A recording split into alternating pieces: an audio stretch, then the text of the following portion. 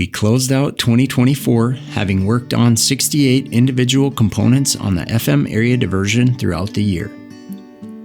Some sites reached completion, some have shut down for the winter, and others are pushing forward in the snow. I'm Tom Fuchs, Senior Construction Manager for the Metro Flood Diversion Authority, with an update on all the construction work and changes.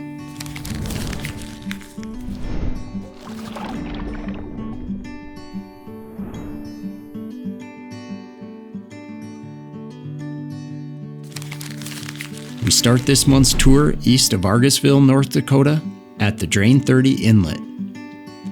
ASN Constructors is now excavating the channel plug at existing Drain 30, where drainage had previously been maintained across the project right-of-way.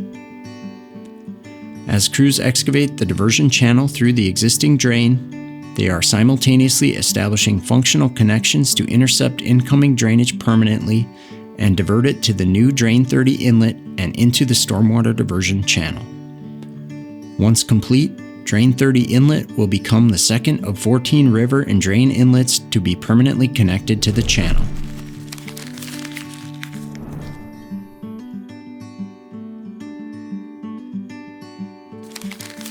In Reach 10, which is just west of the FM Metro, main channel excavation continues.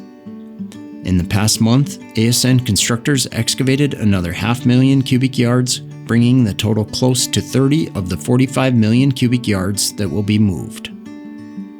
Channel excavation will continue throughout the winter months, where crews will remain focused on the upstream reaches 10 through 13, which are south and west of the Metro.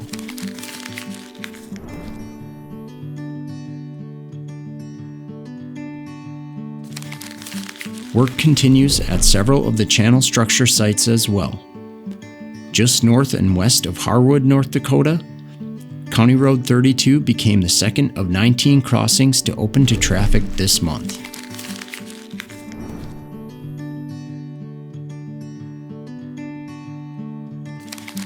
Just west of town, our drone view shows pile driving well underway at the BNSF KO subdivision rail line crossing.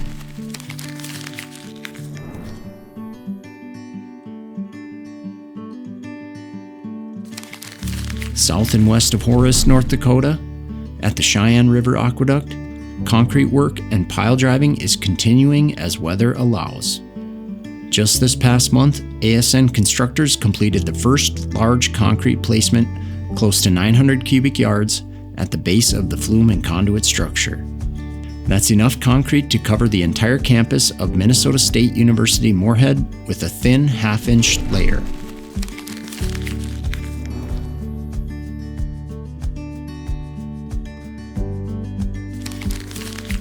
Over at the Red River structure, Ames Construction continued placing concrete footings and piers for the flood wall and has removed the temporary bridge that crossed the Red River. 9 semi-trailers arrived from Alabama carrying components of the third and final radial arm gate for the structure. To facilitate ongoing work in the winter months, the U.S. Army Corps of Engineers contractor is building a winter enclosure at the structure that will allow them to assemble the gate while being protected from the elements within Bay Number 3. Once assembled, this gate will be the final of the 8 gates to be installed on the 3 control structures that are part of the federal work on the FM Area Diversion.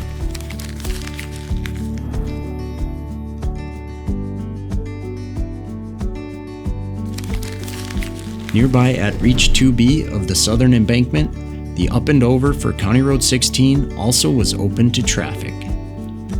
Before shutting down the site, R.J. Zavarol and Sons wrapped up excavations to promote drainage in the spring and installed flap gates on the downstream end of the SE2B weir structure.